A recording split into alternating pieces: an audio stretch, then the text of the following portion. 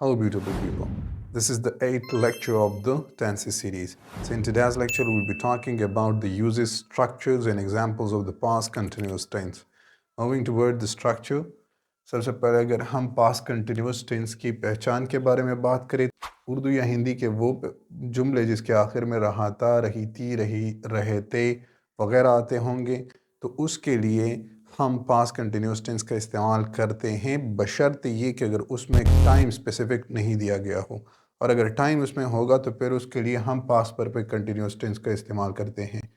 Moving towards the structures, तो structure में सबसे पहले हैं affirmative sentences. Affirmative sentences are those sentences in which we are going to talk about doing action.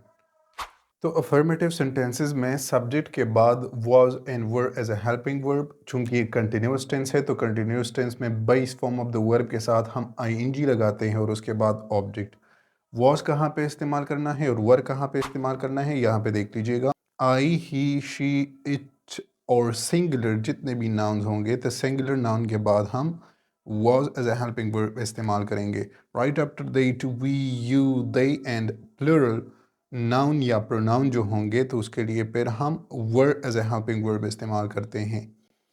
तो negative में होता क्या है कि सब्जेक्ट में जो उसके बाद was and were as a helping verb होंगे तो उसके बाद नॉट हम ऐड कर देते हैं, तो उससे वो पर्टिकुलर सेंटेंस हमारे पास नेगेटिव में चेंज हो जाता है।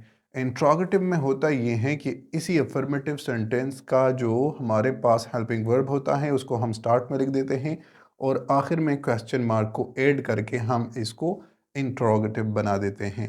फॉर एग्ज़ाम्पल, बारिश हो रही थी, इट वॉज रेनिंग। बारिश नहीं हो रही थी, इट वॉज नॉट रेनिंग। क्या बारिश हो रही थी? Was it raining. क्या बारिश नहीं हो रही थी? Was it not raining. समझ में आ चुका होगा कि नेगेटिव इंट्रोगेटिव कैसे बनाना है। यहाँ पे यूजेस को देख लीजिएगा, दो सिंपल यूजेज हमने यहाँ पे लिखे हुए हैं। लेट वो स्टार्टेड इन द पास्ट, वो एक्टिविटी जो गुजरे हुए ज़माने में चलती हुई हालत में रही होगी तो उसके लिए हम पास्ट कंटिन्यूस टेंस का इस्तेमाल करते हैं। For example, she was playing football, लेकिन ये बात जहन में याद रखें कि इसमें टाइम गिवन नहीं होगा।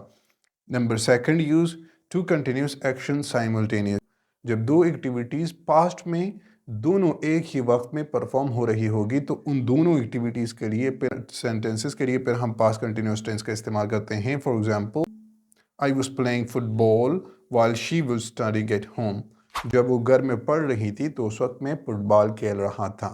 तो इन्हीं सेंटेंसेस के नेगेटिव और इंट्रोगेटिव चेंज करके कमेंट सेक्शन में पेस्ट कर दें ताकि आपकी प्रैक्टिस भी हो जाए। अगर अब भी इसी टॉपिक में इससे रिलेटेड कोई भी कन्फ्यूजन हो तो feel free to ask me in the comment section and I will be glad to help you. That's it for now, see in the next video. अल्लाह हाफिज़।